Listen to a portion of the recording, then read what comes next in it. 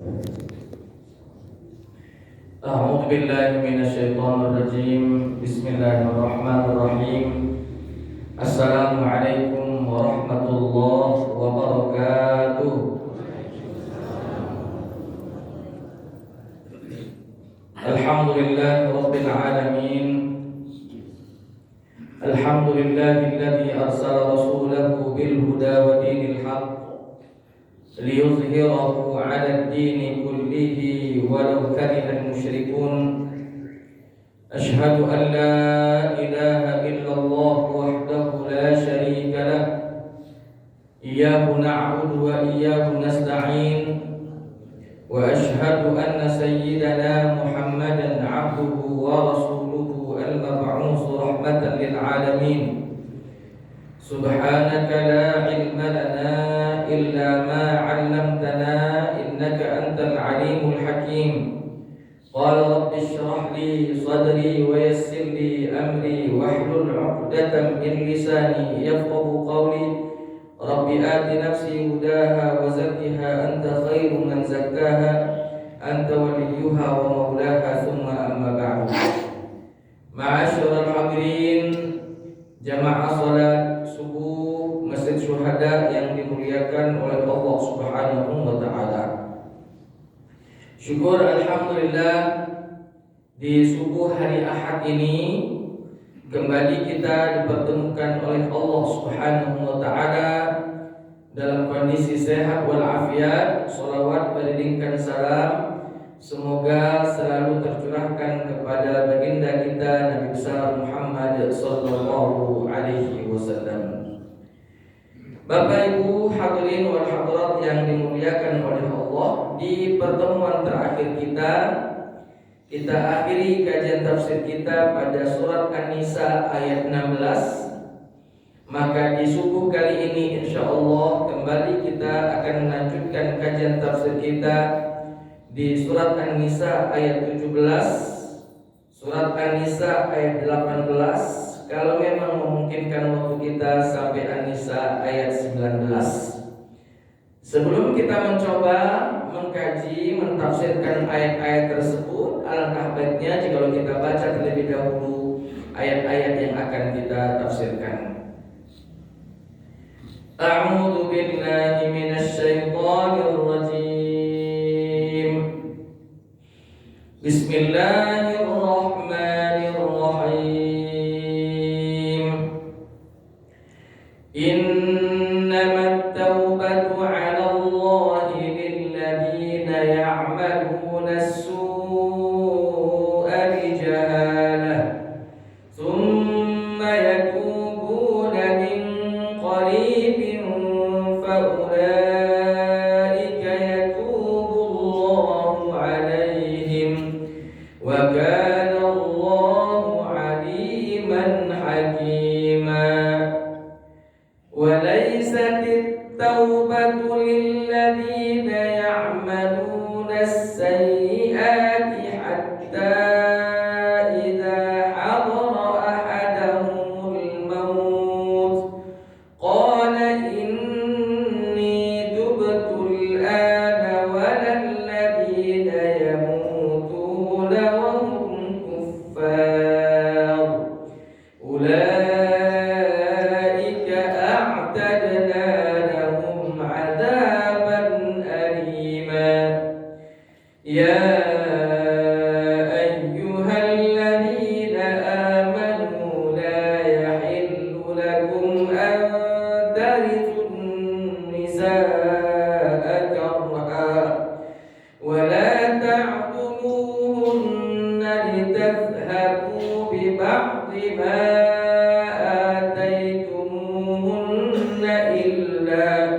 إلا أن يأتين بفاحشة مبينة وعاشروهن بالمعروف فإن كرهتموهن فعسى أن تكرهوا شيئا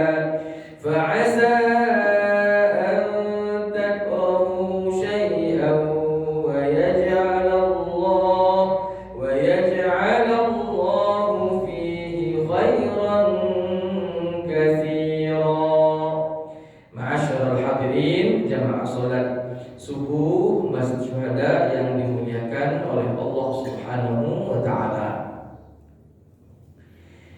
Di ayat ke-17 di dalam surat An-Nisa ini Allah Subhanahu wa taala menjelaskan kepada kita kemaharahmanan dan kemaharahiman Allah Subhanahu wa taala atas hamba-hambanya, bahwa bagaimanapun banyaknya dosa yang mereka lakukan, mereka ditunggu oleh Allah Subhanahu wa taala untuk memohon ampunan kepadanya atas dosa-dosa yang dia lakukan. Dosa ini ketika seseorang melakukannya dengan kejahilan, maka Allah Subhanahu wa taala akan membukakan pintu ampunan atas diri seorang hamba yang memohon ampunan tersebut. Allah Subhanahu wa taala tahu persis bagaimana kita hamba-hambanya, manusia bil khususnya.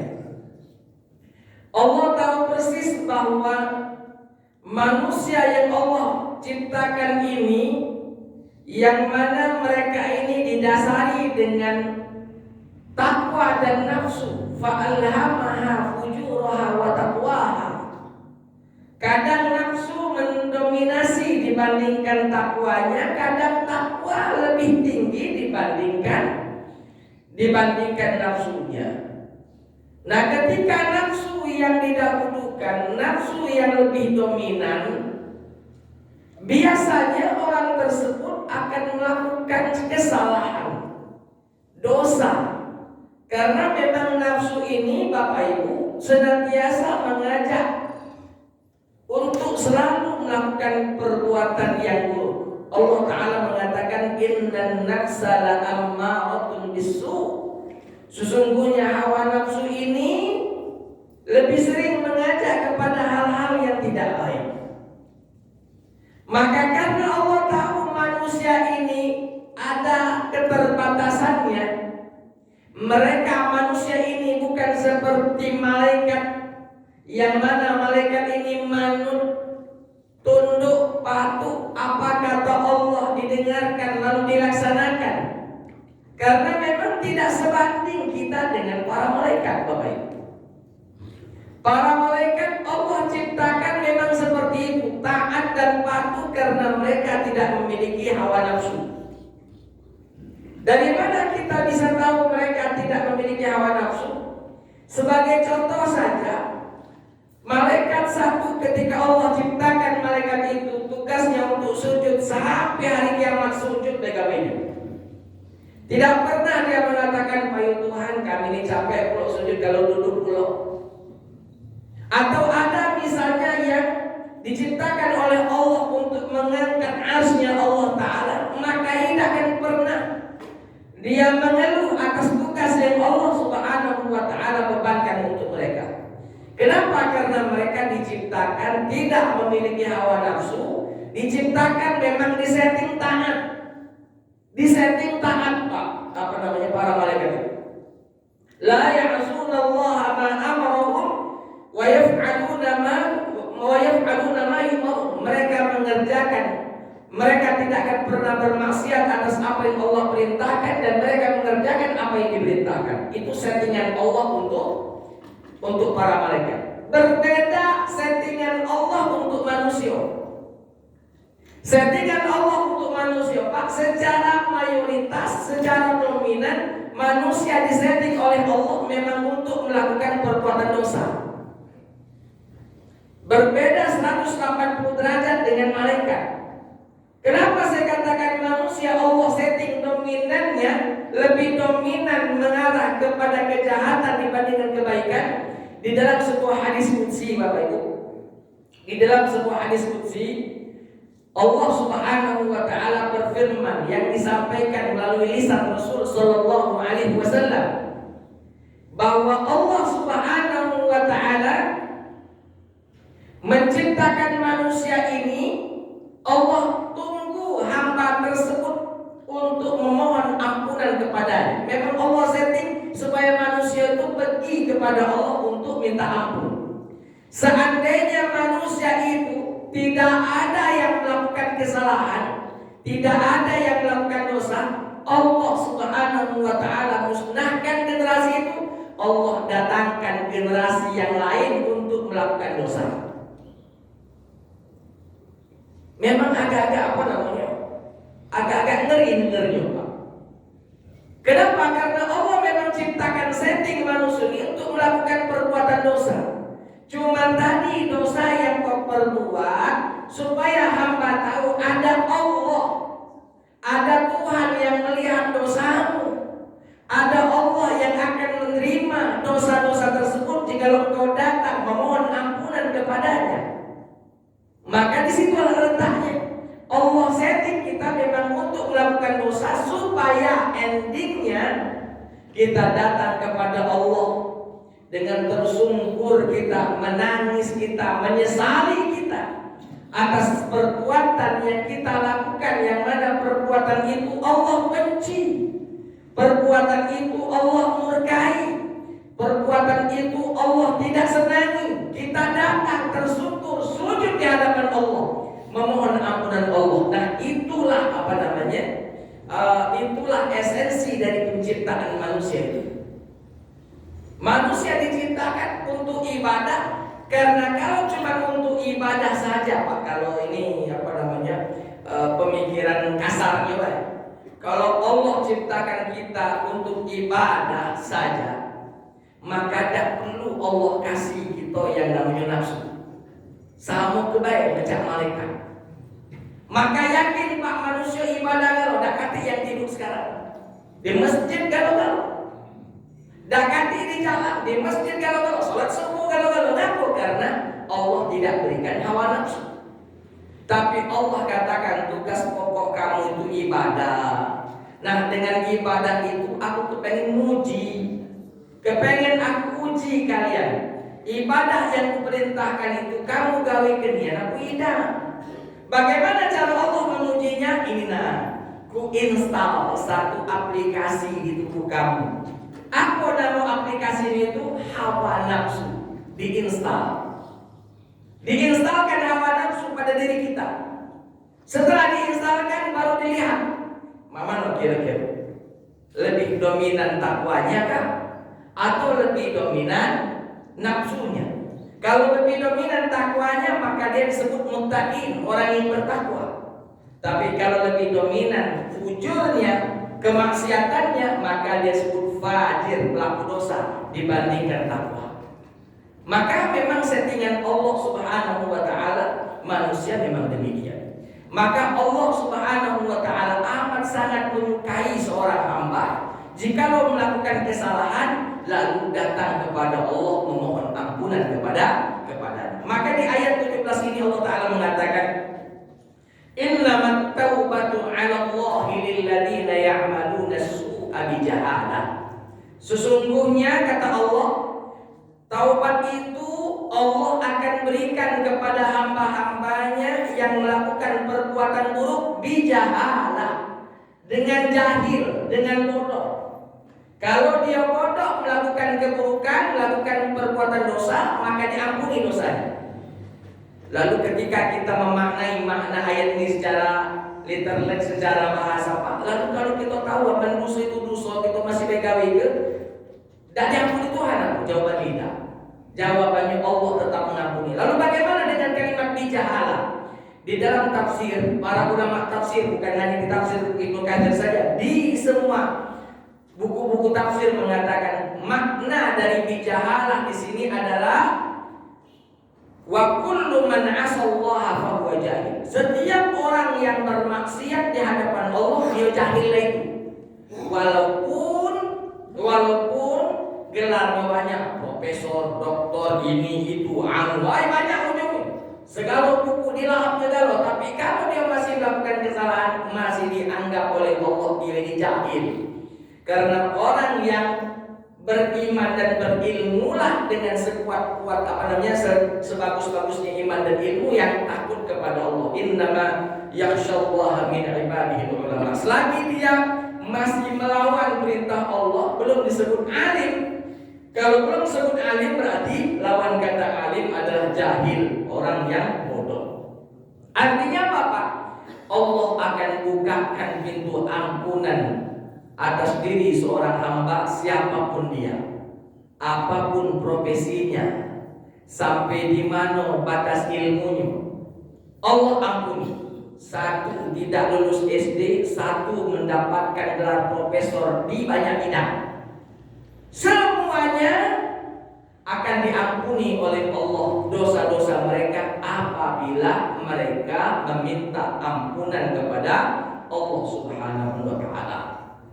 Makanya Bapak Ibu, orang yang melakukan kesalahan jangan dikucilkan. Orang yang melakukan kesalahan jangan dijauhi, jangan ditinggalkan. Karena memang sifat manusia itu. Tinggal tadi dia sudah tahu melakukan kesalahan, ada perubahan atau tidak, ada penyesalan atau tidak, ada pertaubatan atau tidak.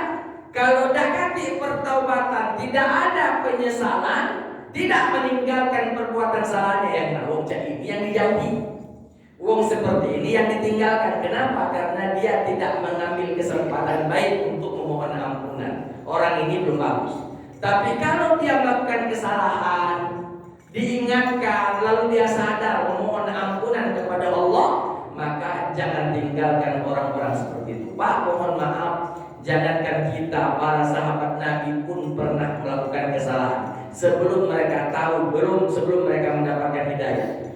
Jangan banyak-banyak, Pak. Contoh saja, misalnya Umar bin Khattab radhiyallahu anhu, bagaimana ya Umar bin Khattab ketika di zaman jahiliyah luar biasa memerangi Islam. Contoh lain, sahabat Nabi yang bernama Khalid bin Walid, Saifullahil Maslul, gelarnya pedang Allah yang terhunus. Ketika Khalid bin Walid belum masuk Islam, Pak, salah satu penyebab kekalahan kita pada perang Uhud adalah karena adanya Khalid bin Walid di pasukan perang musuh. Dia sebagai pimpinan pasukan berkuda. Khalid bin Walid itu, Pak, mampu memukul mundur Nabi dan para sahabatnya di perang Uhud itu. Kita tahu bagaimana dosa besar itu melawan Nabi SAW di zaman jahiliyah. Tapi ketika dia masuk Islam, dia sadar perbuatannya salah, lalu bertobat kepada Allah. Dia gantikan dosanya dengan perbuatan baik. Kata Khalid bin Walid, demi Allah, jikalau ada peperangan dan aku diizinkan oleh Nabi ikut peperangan itu, aku akan pastikan aku di depan sekali. Depan sekali, walaupun aku tidak ditunjuk sebagai panglima perang. Karena panglima perang ini Pak kadang nggak ditunjuk sipulan, dia mungkin regenerasi lah. Kalaupun seandainya aku tidak ditunjuk sebagai panglima perang, aku akan depan sekali. Bukan istilahnya aku di senior, belakang baik, kamu baik, kocok depan dulu. Depan sekali untuk membalas, menggantikan kesalahannya di zaman jahiliyah dengan hal-hal yang lebih baik yang mana dia sudah masuk Islam tersebut. Maka kata Allah, akan diampuni dosa-dosanya, dosa-dosa seorang hamba jika meminta ampunan kepada Allah Subhanahu wa taala. Summa yatubuna min qarib. Selain dia minta ampun kepada Allah, dia juga diperhatikan kapan dia minta ampun. Kata Allah, summa yatubuna min qarib. Kemudian dia memohon ampunan kepada Allah dengan segera. Kapan batas maksud segera di situ, Pak? Batasannya adalah ketika ajal menjemput, ketika nyawa sudah sampai ke tenggorokan, ditutup pintu ampunan. Maka disebut min qaribin, dengan segera.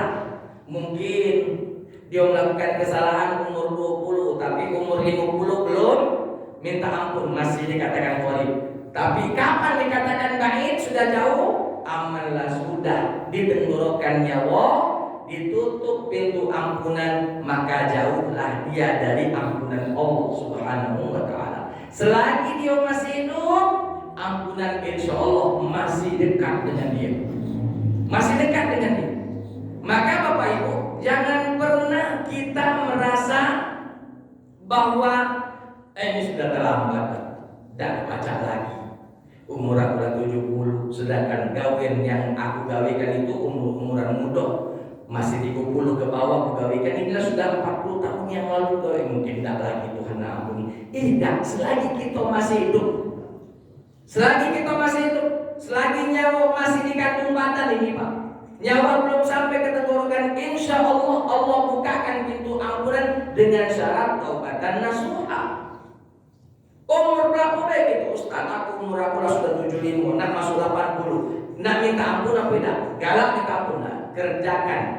Taubatlah kepada Allah, lalu tinggalkan perbuatan dosamu, ganti dengan perbuatan baik. Insya Allah dosa-dosamu akan diampuni oleh Allah. Walaupun umur itu sudah tua, 60, 70, bahkan ada sampai yang 80. Allah akan bukakan pintu ampunan.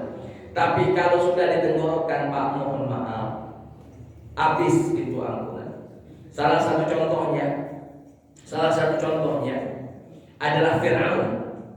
Ramses II, Fir'aun di zaman Nabi Musa alaihissalam.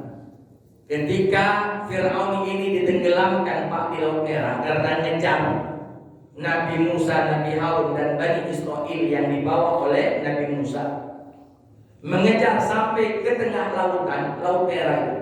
Lalu Allah kembalikan lagi air tersebut, tadinya terbelah menjadi balik lagi seperti semula. Tenggelamlah Fir'aun. Sebelum mati Fir'aun ini Pak, Fir'aun ini berkata, amantu bi Rabbi Musa wa Harun. Aku beriman kepada Tuhannya Musa, Tuhannya Harun. Artinya apa Pak? Taubat dia atas dosa yang dia lakukan sebelumnya. Diterima tak taubatnya? Tidak.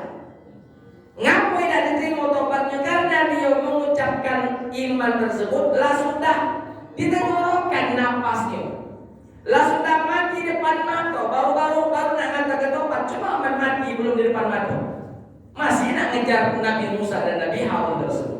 Maka Allah tidak terima lagi ampunannya si Fir'aun.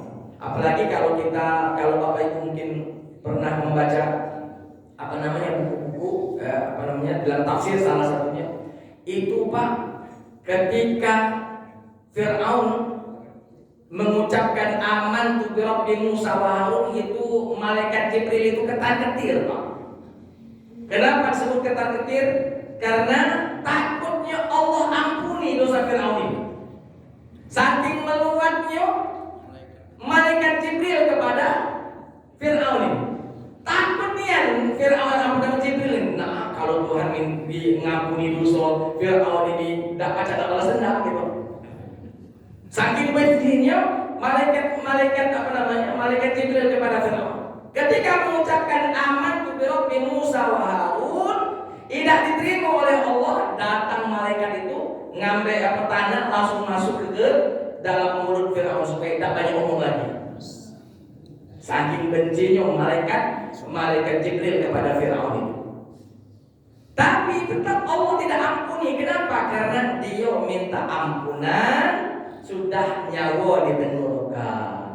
Coba ketika Nabi Musa datang dengan baik-baik di istana, Fir'aun berimanlah. Sudah aku beriman kepada Tuhanmu, Tuhan yang Musa dan Harun. Sudah selesai cerita. Inilah sudah tenggelam baru minta ampun. Bapak Ibu hadirin wal hadirat rahimakumullah. Jadi Allah akan tetap bukakan pintu ampunan sampai nyawa di kandung badan. Selagi nyawa di kandung badan Allah ampuni, tapi ketika nyawa sudah sampai ke tenggorokan, kalau kata ulama hadis mengatakan malam yuqadir, selagi belum sampai ke tenggorokan nyawanya maka akan diampuni. Tapi kalau sudah sampai ke tenggorokan tidak akan diampuni lagi. Tapi Pak, para ulama mengatakan setidaknya ada 3 syarat diterimanya taubat. 3 syarat diterimanya taubat apabila taubat ini kesalahannya berkaitan kepada Allah. Ditambah 1 lagi menjadi 4 apabila kesalahan tersebut kepada sesama manusia. Apa syarat diterimanya taubat itu? Pertama, meninggalkan dosa yang kita minta ampun tersebut. Ustaz, aku nak minta ampun dengan Allah. Ngapu? Selama ini aku tidak sembahyang. Nah, boleh. Bagaimana caranya? Selain istighfar minta ampun, selama ini tidak sembahyang, kita tinggalkan kebiasaan tidak sembahyang menuju sembahyang. Kita ganti perbuatan buruk menjadi perbuatan baik. Kita tinggalkan. Setelah kita tinggalkan, yang kedua, kita berazam untuk meninggalkannya. Bukan cuma meninggal tapi bertekad dengan sangat tak ulangi lagi perbuatan yang salah tersebut. Bertekad untuk tidak akan pernah mengulanginya lagi. Yang ketiga, penyesalan. Menyesali. Kalau nyesal Pak, jangan diceritakan. Ini kadang bangga dia dengan kesalahannya zaman dulu. Ngapo kau nangis? Nah, orang itu tak tahu aman kakek kau ni mantan preman. Tak usah disebut lagi kalau kita mantan preman. Cukup buang hidup di zaman kita tahu jadi preman. Budak-budak zaman sekarang jangan tahu lagi kalau kita mantan preman. Kenapa? Karena kalau kita masih membanggakan dengan kesalahan yang kita lakukan, dikhawatirkan kita belum termasuk orang yang menyesali atas dosa-dosa yang kita lakukan.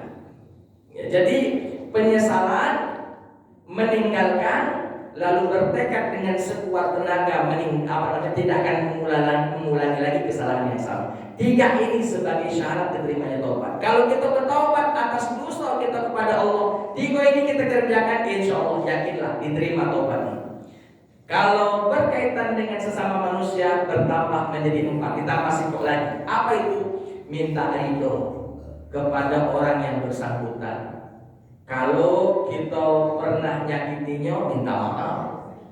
Kalau hartanya kita pernah makan dengan cara yang batil, kita balikin. Kalau memang tidak baca balikinnya, minta ridhonya, minta keikhlasannya. Kalau sudah selesai, nah barulah Allah ampuni dosa-dosa kita tersebut. Jadi minta ampun kepada Allah ada syarat-syaratnya. Ya. Kalau di iklan itu mengatakan syarat dan ketentuan berlaku. Syarat dan ketentuan berlaku. Bapak Ibu hadirin wal hadirat, wa kana Allahu aliman hakima. Allah Subhanahu wa taala Maha mengetahui lagi Maha bijaksana. Allah Maha tahu siapa yang betul-betul tulus memohon ampunan. Allah Maha tahu siapa yang minta ampunan ecek-ecek seperti. Allah Maha tahu.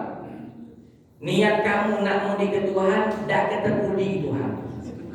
Serius Pak. Niat kita nak ngolah ke Tuhan, tak ketemu Tuhan. Kenapa? Karena Allah Maha tahu isi hati kita Pak. Niat kita ke masjid untuk apa? Aku nak sholat. Memang Allah tahu nak sholat dong ini, maka dapat pahala. Niat aku ke masjid untuk apa? Nak minum kopi susu. Dalam nak minum kopi susu. Sudah yang kamu dapatkan itu baik pahala sembahyang sedikit tak dapat. Allah Maha tahu Pak. Allah Subhanahu wa taala Maha tahu. Masya Allah. Masya Allah. Jadi Allah Maha tahu niat kita. Jadi kalau kita niat nak ngolah ke Tuhan, tak kata ngolah. Niat kita nak mudi ke Tuhan, tak kata mudi Tuhan. Kenapa? Karena Allah Maha tahu. Yang pacak dikolah ke, yang pacak dibudi ke kepada makhluk yang tak tahu urusan hati. Kamu nak ngolah ke Ustaz Adi, nak ngolah Ustaz Adi itu karena Ustaz Adi tak tahu urusan hati. Kamu nak nak mudi ke Ustaz Adi atau mudi Ustaz Adi itu karena memang Ustaz Adi tak tahu urusan hati. Tapi zat yang mengetahui urusan hati luar dalamnya, jangankan yang sekarang, masa yang akan datang pun Allah sudah tahu, tidak akan terpola Tuhan. Jadi kalau kita misalnya minta ampun kepada Allah, ya minta ampun tulus, minta ampun betul-betul ikhlas, minta ampun kepada Allah. Allah tahu simpulan ikhlas, simpulan tulus, Allah berikan ampunan. Dan Allah juga tahu simpulan ini minta ampun kepada Allah karena tidak tulus, karena didesak agar supaya dia bertobat. Ya, tapi dia sebenarnya belum galak bertobat, tapi malu kalau tidak tobat. Jadi kalau banyak ini sudahlah tobat, tapi tobatnya tidak ikhlas. Allah Maha tahu. Aliman. Ketika Allah sudah tahu semuanya, hakiman. Allah Maha bijaksana. Ini simpulan dapat merampung. Fulan dapat berapa? Siapa dapat berapa? Cak kita Pak di sini. Kita sholat subuh ini Pak. Sagalo insya Allah sholat subuh kita karena tadi kita wudhu galau rukun-rukun dan wajib-wajib sholat kita tunaikan, insya Allah dapat galau pahala. Cuman tadi Allah tahu si fulan dapat sekian, si fulan dapat sekian, bukannya sama galau gitu nih Pak. Siapa yang keikhlasannya lebih tinggi, dapat lebih banyak. Siapa yang kekhusyuannya lebih tinggi, itu dapat banyak. Siapa yang tadi sholatnya banyak lama jam ngantuk tidurnya, dibandingkan mendengarkan bahkan mentadaburi bacaan imam, itu mungkin dia dapat sekian, tapi tidak dapat seperti yang lainnya. Makanya Allah Maha tahu atas kebijaksanaan Allah. Allah tahu siapa dapat berapa. Contoh Pak, ada dua orang, satu kaya satu miskin, satu kaya satu miskin. Kedua-duanya ini bersedekah. Sedekahnya nominal sama, 1 juta. 1 juta. Padahal nominalnya sama 1 juta. Sama-sama ikhlas dua-duanya, tapi yang didapatkan berbeda. Wong kaya sedekah 1 juta biasa bayar. Tapi wong miskin sedekah 1 juta itu bela punya sponsor itu untuk setengah bulan ke depan makan apa ini. Tapi dia ikhlas dua-duanya, yang kaya dapat pahala, yang miskin dapat pahala. Siapa yang lebih banyak? Secara logika baik yang miskin lebih banyak dia dapatkan. Kenapa? Effortnya kemampuan untuk bertahannya ini lebih besar, lebih sulit dibandingkan orang yang kaya yang sedekah 1 juta. Oleh sebab itu Allah Maha tahu siapa dapat berapa. Maka disebutkan sini hakiman, Allah bijaksana, ketentuan yang Allah tentukan sama sekali tidak ada merugikan hambanya. Si fulan dapat sekian, itu memang cocok untuk dia. Si fulan dapat sekian, itu memang cocok untuk dia, tanpa ada makhluk yang dizalimi oleh Allah. Wa ma rabbuka bizallamin lil 'abid, Tuhan itu takkan pernah menzalimi sedikit pun para hamba-hambanya. Aliman hakiman. Masuk pada ayat 18. Ayat 18 ini satu kesatuan dengan ayat 17 Pak, masih tentang taubat. Walaisatit taubatu lil ladzina ya'maluna sayyi'at. Orang-orang yang tidak akan pernah mendapatkan taubat Allah, mereka yang melakukan perbuatan buruk hatta idza hadara ahadakumul maut, sampai kematian datang kepadanya. Itu tidak dapat ampunan. Dia melaksanakan perbuatan salah, tidak minta ampun sampai ajal menjemput. Maka kata Allah, walaisatit taubat, dan kanti taubat bagimu itu. Artinya selagi kita melaksanakan taubat tersebut sebelum ajal menjemput, Allah bukakan. Walaisatit taubatu lil ladzina ya'maluna sayyi'ati hatta idza hadara ahadakumul maut qala inni tubtul an. Ketika ajal menjemput baru ngomong inni tubtul an, aku sekarang minta ampun. Tidak jadi. Malaikat datang baru minta ampun. Ini tubtul an wal ladzina yamutuna wa hum kuffar. Ya. Begitu juga orang-orang yang mati sedangkan dia dalam kondisi kafir, selesai. Tidak dapat ampunan Allah Subhanahu wa taala. Maka Allah katakan ulaika a'tadna lahum 'adaban alima. Sungguh mereka-mereka itu yang minta taubat ketika ajal sudah menjemputnya, tidak diterima taubatnya atau mati dalam kekafiran, Allah Ta'ala mengatakan mereka itu kami persiapkan bagi mereka azab yang pedih di akhirat nanti. Bagi mereka azab yang pedih di akhirat. Akhirat itu Pak dimulai dari alam barzakh. Alam barzakh itu sudah akan diberikan di DP sedikit-sedikit azab yang akan dia dapatkan nanti di neraka. Di alam kubur, di alam barzakh dia sudah diberikan azabnya. Makanya Nabi SAW mengajarkan kepada kita sebelum kita salam ketika sholat, ya, sebelum kita mengakhiri sholat kita dengan mengucapkan salam ke kanan, salam ke kiri, kita disunnahkan oleh Nabi, diajarkan oleh Nabi untuk membaca doa supaya kita dibebaskan, dijauhkan dari azab kubur. Apa doanya Pak? Allahumma inni a'udzubika min adzabil qabri wa min adzabi jahannam wa min fitnatil mahya wal mamat wa min syarri fitnatil masiihid dajjal. Banyak-banyak baca doa itu. Karena yang kena azab kubur nih Pak, mohon maaf, bukan cuma wong yang mati dalam kondisi kafir. Wong mati dalam kondisi Islam pacah kena azab kubur. Kenapa? Karena dia mati ada dosa yang belum minta ampun, tapi mati dalam kondisi Islam. Ini kena azab dalam kubur. Maka Nabi mengajarkan kepada kita untuk minta ampunan kepada Allah sekaligus minta perlindungan dari azab kubur. Jangankan kita di zaman Nabi, hidup di zaman Nabi, sahabat Nabi meninggal dunia. Lewat Nabi, kata Nabi, kalau kamu dengar apa yang aku dengar ini, kamu tidak berani lewat sini. Kata sahabatnya, apa ya Rasul? Wong di bawah ini kena azab. Wong yang di bawah kuburan, di dalam kuburan itu lagi kena azab. Berteriak kiri kanan depan belakang, teriak kalau. Seandainya kamu mendengarkan apa yang mereka dengar, apa yang aku dengarkan, tidak berani kamu lewat sini. Saking kata budak ini hari horor, takut, menakutkan sekali.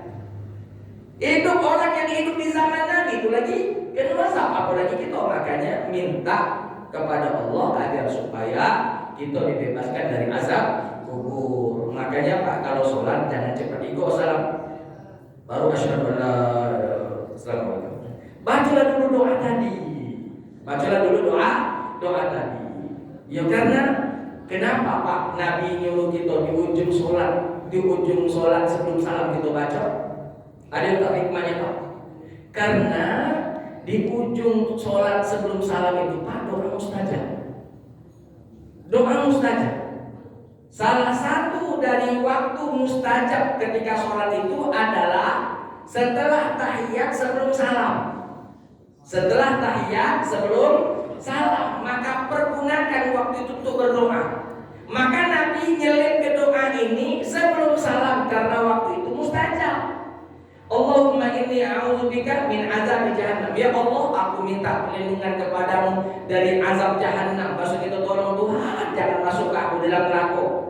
Min azab jahannam. Wa min azabil qabri. Tolong Tuhan jangan azab aku dalam kubur. Jadi minta jangan diazab di kubur, jangan azab di jahannam. Berarti kepengen lemah ini, kepengen surga. Allahumma inni a'udzubika min azab jahannam, min azab kubur, wa min fitnatil mahya wal mamat. Ya Allah, aku juga minta tolong selamatkan aku dari fitnah kehidupan dan fitnah kematian. Fitnah kehidupan banyak Pak, harta. Kalau memang kita punya harta tidak kita pakai dengan sebaik itu fitnah. Tapi kalau kita berduit, harta tersebut kita jalankan, kita belanjakan di jalan yang baik, insya Allah bukan fitnah, tapi itu membawa kita kebaikan. Ya, min fitnatil mahya wal mamat, fitnah kematian, wa min syarri fitnatil masiihid dajjal, dan fitnah dari keburukannya dajjal. Kalau kita memang hidup di akhir zaman bisa bertemu dengan dajjal, na'udzubillah. Kita minta perlindungan kepada Allah agar supaya tidak dimasukkan ke dalam neraka jahanam, tidak diazab dalam kubur. Kita minta juga dibebaskan dari fitnah kehidupan dan fitnah kematian. Kalaupun kami hidup di akhir zaman, tolong Tuhan jangan kami diberikan fitnah yang namanya dajjal. Jangan temu ke kami dengan dajjal. Kenapa Pak? Bertemu dengan dajjal bukanlah perihal yang baik. Nabi mengatakan kalau baca lari sembunyi, dajjal kemana? Kalau dajjal ke utara, kamu ke selatan. Kalau dajjal ke timur, kamu ke barat. Jangan kamu manunya dajjal sini lawan aku jangan. Bukan lawan kita Pak.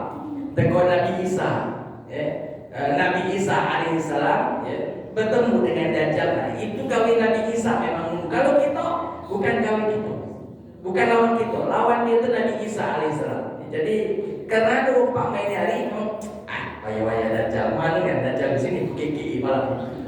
Tidak tahu mungkin dia main-main bercanda, tapi jangan belum jadikan bahan candaan. Takutnya memang Allah takdirkan na'udzubillah bertemu dengan dajjal lemah. Kalau kita melawan dajjal sedikit baru tertengok di dajjal langsung wallahu ta'ala. Jadilah dulu Pak. Sampai itu dulu, sampai 18 dulu, insyaallah di bukan yang akan datang kita lanjutkan. Saya kembalikan ke beberapa.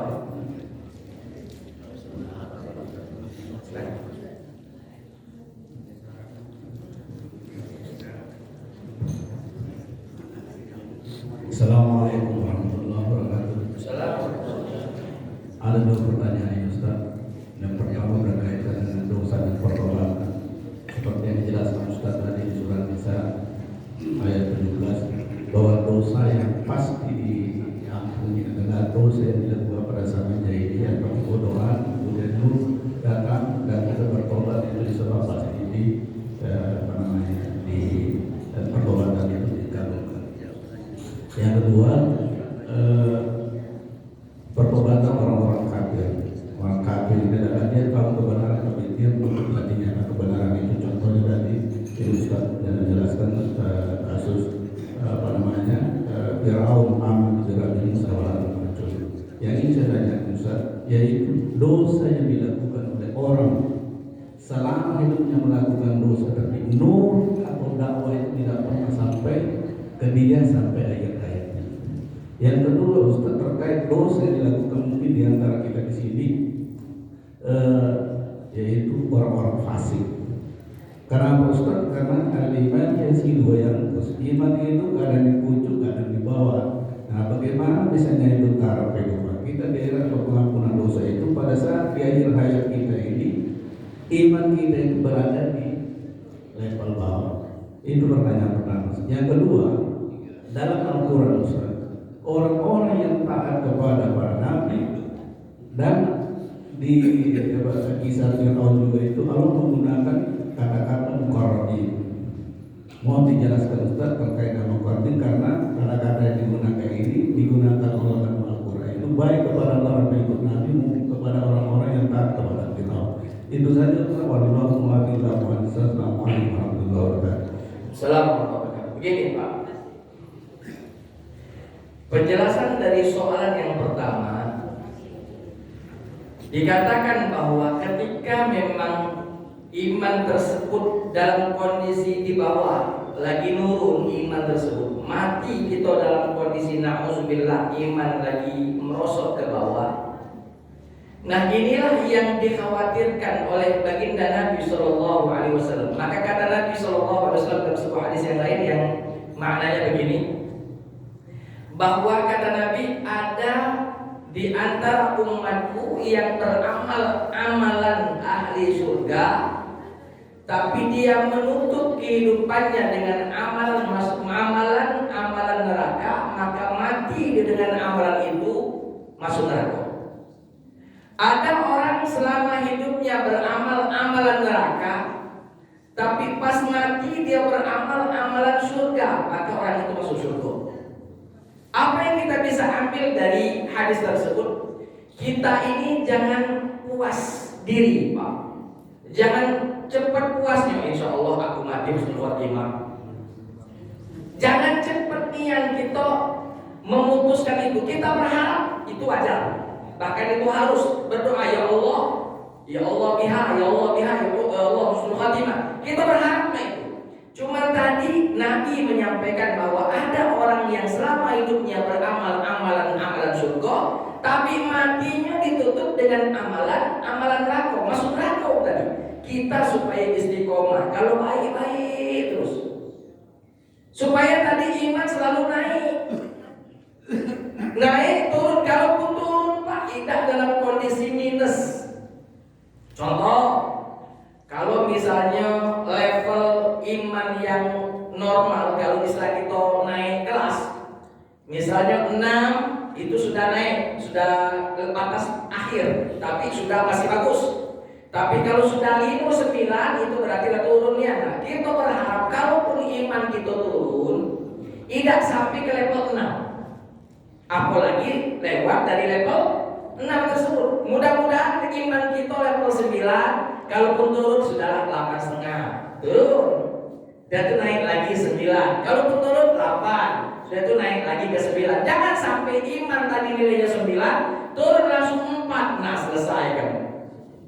Nah itu kan turun naik itu tidak mesti turun naik, maksudnya ketika turun betul-betul dalam kondisi bawah sekali. Tadinya nilainya 9, turun menjadi 8,5. Naik atau turun Pak? Dari 9 ke 8,5. Turun. Tapi levelnya masih level aman. Ya, tapi berusahalah dengan sekuat tersebut turun ke level yang tidak aman, ya. Misalnya level 6 ke bawah, ya. 6 ke bawah, karena itu level amat sangat mengerikan.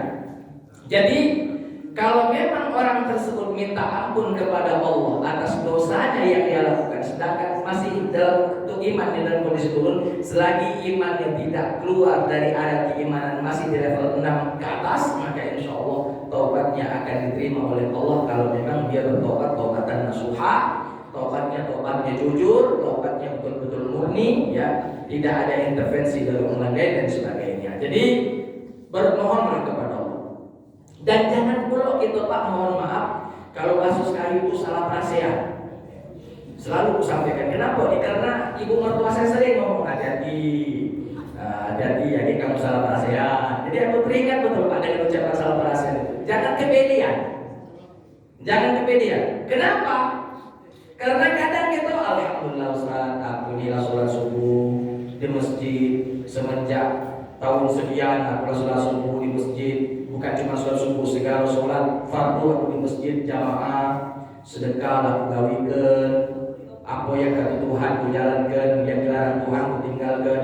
Jangan cepat puas, jangan cepat pede. Kenapa? Takutnya kita mati pas lagi melakukan sesuatu yang tidak baik. Dan itu kadang bisa saja Pak. Contoh, kita bagus selama ini pas lagi duduk dengan kawan ngegibah gitu. Tahu apa ngegibah? Ngomong yang buruk-buruk. Kalau ngomong yang baik-baik bukan gibah. Contoh. Ustaz itu tumben hari ini pakai peci hitam. Lagat juga nih. Misalnya. Itu bukan gibah. Apa Bu? Itu bukan gibah. Tapi misalnya jengok ibu itu ngap dan sudah pakai mukena itu bedakan kita kalau ibu yang cerita ke tadi dengar marah dah diserah aku mukena aku pasti ibu itu setidaknya ngomong itu terserah aku mukena aku nggak pernah ngurusi aku. Ini kita apa biasa coba jengok ibu itu mukenanya itu baik, aku yakin itu pun belum lunas, masih kredit. Mati dalam kondisi itu Pak, suruh Fatimah dah kira-kira. Tapi Ustaz dia di dalam masjid nunggu sholat. Iya memang dia nunggu sholat, tapi pas dia beribadah dia mati. Na'udzubillah. Maka matinya suruh Fatimah, kodang menggibah. Mati dia. Makanya hati-hati. Mungkin kita tidak besar dosa kita yang kita lakukan ketika mati. Misalnya Allah mudah-mudahan tidak. Misalnya mati dalam kondisi berzina, itu besarnya sudah dosanya. Mungkin kita tidak lagi lah kalau masuk ke situ. Tapi kalau mati sedang menggibah, ngomongin wong, ya. Ibu-ibu lagi cerita itu, lemak ceritanya kalau benar, ini ceritanya salah kalau selain gibah di situ ada fitnahnya juga. Kita yang dengar ke iya nia. Mati lo di situ. Kira-kira. Suruh Fatimah. Apa suruh Fatimah? Maka hati-hati.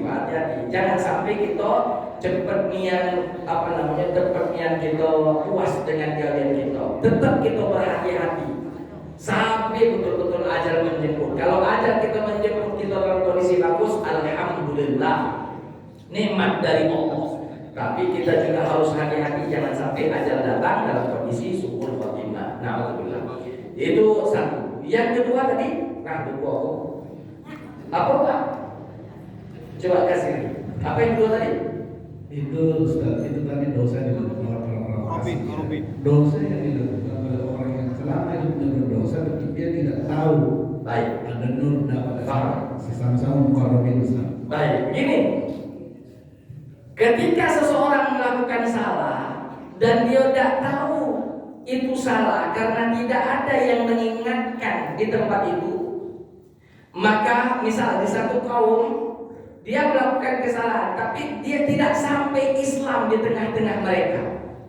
Islam tidak sampai di tengah-tengah mereka, maka mereka tidaklah diazab oleh Allah. Allah Ta'ala berfirman, "Wa ma kunna mu'adzibina hatta nab'atha rasula." Kami tidak akan pernah mengazab menjadikan Rasul pengingat kepada mereka. Kalau memang mereka salah lalu tidak akan diingatkan, memang Allah Maha Adil, tidak akan pernah menghukum karena dia tidak tahu itu salah atau betul. Tapi kalau di zaman sekarang aku mungkin agak sulitlah mempercayai kalau masih ada orang yang belum tahu dengan Islam. Kalau di zaman sekarang, ya. Kenapa? Karena ya informasi sudah amat sangat luas, amat sangat luas.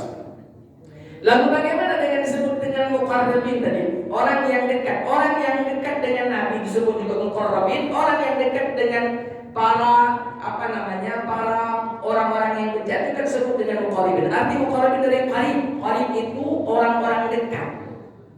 Maka tergantung kamu dekat dengan siapa, dapat apa. Aku dekat dengan Nabi, kamu dapat kebaikan.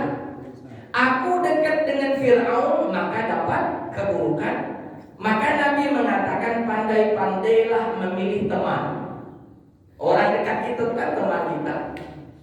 Kalau kamu berteman dengan orang yang jual minyak wangi, kalau kamu tak tunjuk minyak wangi, setidaknya dapat aroma harum jadilah. Duduk dengan orang yang wangi, kalau mau wanginya duduk sampai dia. Walaupun tidak ada di keluarga, nak minyak wangi nak.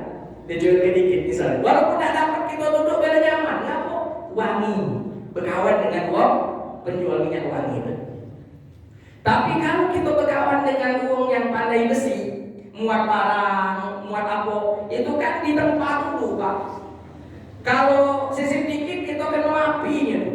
Kalau tidak kena apinya, setidaknya bau busuk badan kita. Jangan jauh-jauh Pak, mohon maaf sekali, mohon maaf.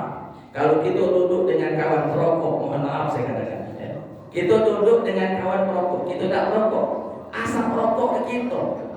Balik ke rumah, ditanya, Papa merokok tadi? Tidak. Itu baju kok merokok? Oh tadi kawan aku merokok sampingan. Kita tidak merokok lagi, tercium, apalagi gong yang merokok. Ya, orang yang merokok sudah familiar dengan bau itu, mungkin dia nyaman dengan itu.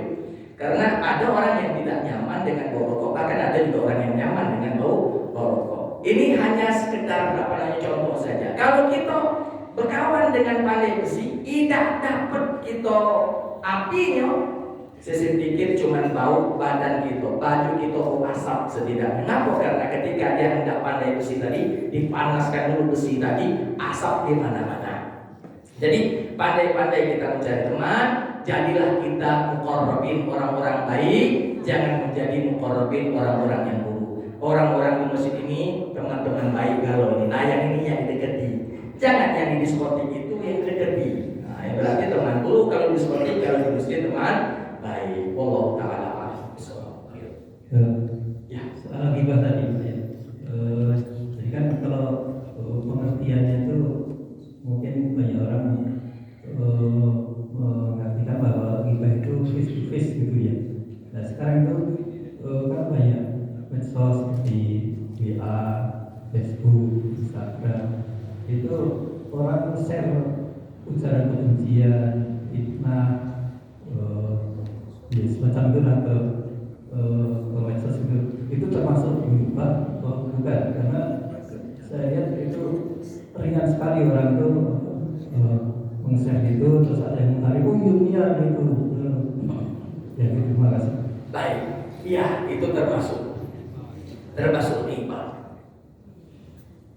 Termasuk ghibah. Kalau memang Ustaz, aku bukan nak menjatuhkan orang yang ngomong itu, aku tidak setuju dengan ucapannya baik, maka jangan sebut namanya. Jangan sebut namanya. Jangan kamu sebut mengatakan si fulan mengucapkan ini, itu ghibah itu. Sedikit fitnah kalau memang apa yang kamu ucapkan tidak benar.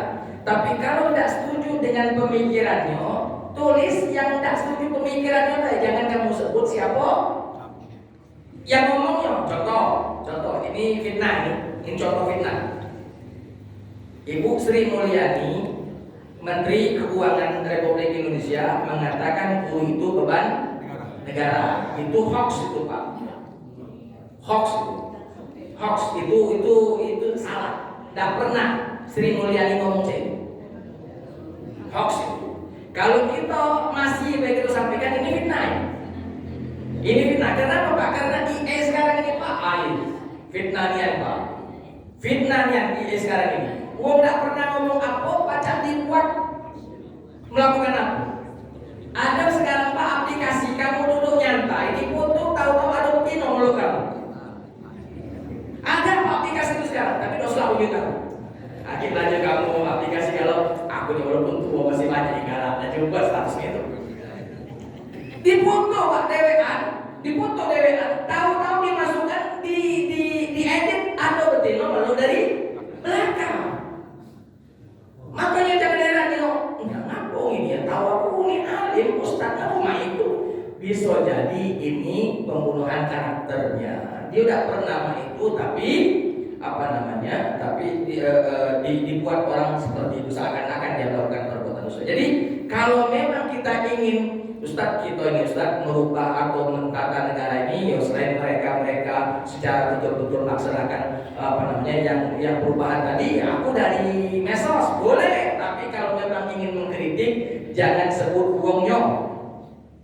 Sebut baik misalnya aku mengkritik pemikirannya silakan dikritik, tapi kalau kamu nyebut perkataan simpulan, itu tidak jadi Pak.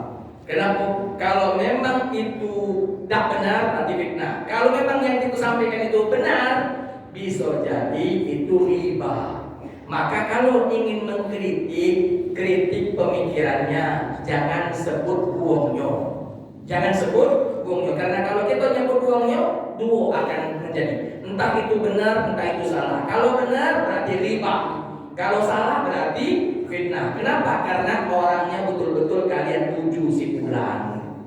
Wallahu ta'ala a'lam bishawab. Jadi di medsos pun kita harus hati-hati. Jangan sampai ya kita melakukan perbuatan dosa, fitnah atau menghina. Wallahu a'lam bishawab.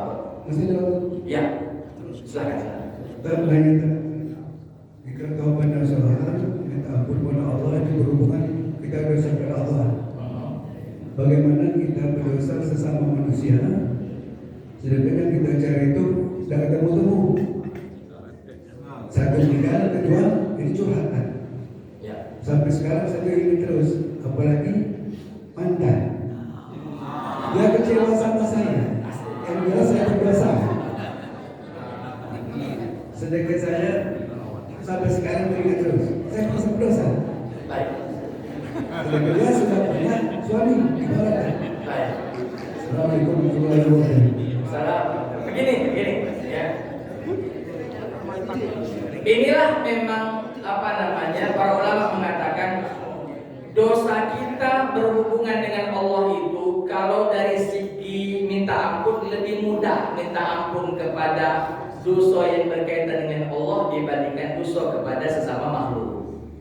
Kalau dosa kepada Allah, kapan baik, di mana baik, kita cukup sholat 2 rakaat, banyak istighfar, selesai, kita tinggalkan dosa itu, maka insya Allah diampuni dosa.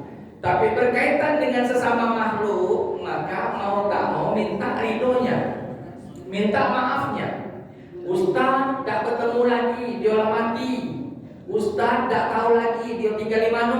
Kalau kami dulu ketemu di mana, sekarang tak tahu lagi di mana munculnya misalnya. Nah kalau begitu mohon ampunan kepada Allah Subhanahu wa Ta'ala, sekaligus bermohonlah ampunan untuk orang yang dulu pernah kita melakukan salah. Minta ampunan kepada Allah untuk dia juga, jangan untuk kita lain. Misalnya ada uang yang dulu aku pernah fitnah, sampai sekarang tidak ketemu lagi, satu tahu mati dari mana tidak tahu. Jadi cara minta ampun kepada Allah, ya Allah aku minta ampun kepadamu atas dosa fitnahku kepada si fulan. Ampunilah aku dan ampunilah dia. Jangan ampunilah aku, nak lemah di diri dan lemah di orang. Ampunilah aku dan ampunilah dia. Minta ampunan juga untuk orang yang pernah kita lakukan salah.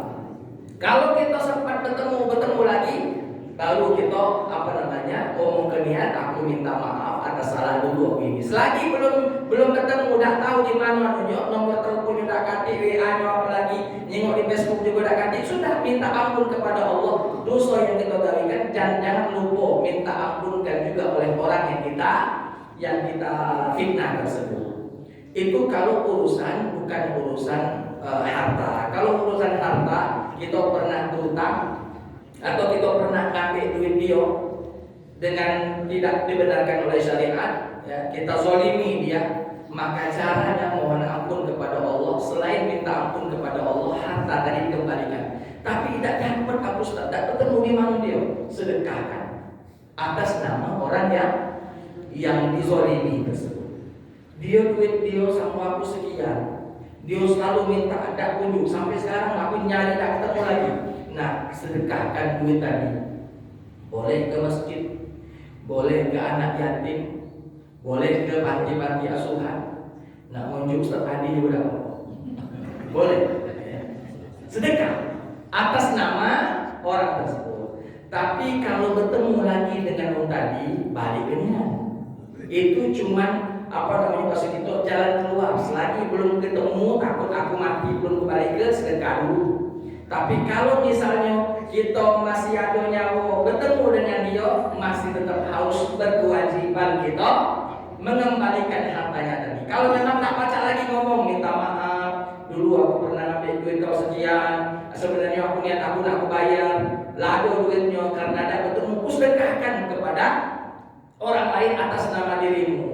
Mudah-mudahan kau ridho. Kalau kau ridho, selesai sedekah tadi, balik ke orang yang punya duit tadi. Tapi kalau tidak ridho, kita harus mengembalikan lagi apa yang sudah kita keluarkan, karena memang itu hak dia. Jadi begitu. Jadi kalau urusan selain urusan barang yang bisa dikembalikan, maka kita minta ampun kepada Allah untuk diri kita sekaligus untuk orang yang kita zalimi. Tapi kalau ada kaitannya dengan barang, dengan harta, maka kembalikan harta tersebut. Tidak bertemu di mana, sedekahkan atas nama orang yang punya tersebut. Kalau sudah bertemu, balik lagi atas apa yang dulu pernah kita ambil dari dirinya. Wallahu a'lam bishawab. Jadilah, baik Bapak Ibu, sejenak mari kita mengangkat tangan bermunajat kepada Allah Ta'ala. Mudah-mudahan apa yang diniatkan Allah Subhanahu Wa Ta'ala berkenan untuk mengijabah semua doa kita. A'udzubillahi minasyaitonirrajim. Bismillahirrahmanirrahim. Alhamdulillahirabbil alamin. Wassalatu wassalamu ala asyrofil anbiya'i wal mursalin wa ala alihi wa sahbihi ajma'in. Allahumma ighfir lana wa dhunubana wa liwalidina warhamhum kama rabbawna shighara. Allahumma ij'al jam'ana hadza jam'an marhuma wa tafarruqana min ba'dihi tafarruqan ma'suma. Rabbana Allahumma la tad'a lana fi maqamina hadza dhanban illa ghafarta wa la 'aiban illa satarta wa la maridan illa shafaita wa la faqiran illa aghnayta wa la dhallan illa hadaita wa la hajatan min hawaijid dunya wal akhirah illa qadaytaha wa yassartaha ya rahman ya rahim. Rabbana atina fid dunya hasanah wa fil akhirati hasanah wa qina adzabannar. Wa sallallahu ala khairi khalqihi Muhammad wa ala alihi wa sahbihi ajma'in. Subhana rabbika rabbil izzati amma yasifun wa salamun ala mursalin walhamdulillahi rabbil alamin. Itu saja mungkin yang dapat saya sampaikan pada kesempatan kali ini. Mudah-mudahan ada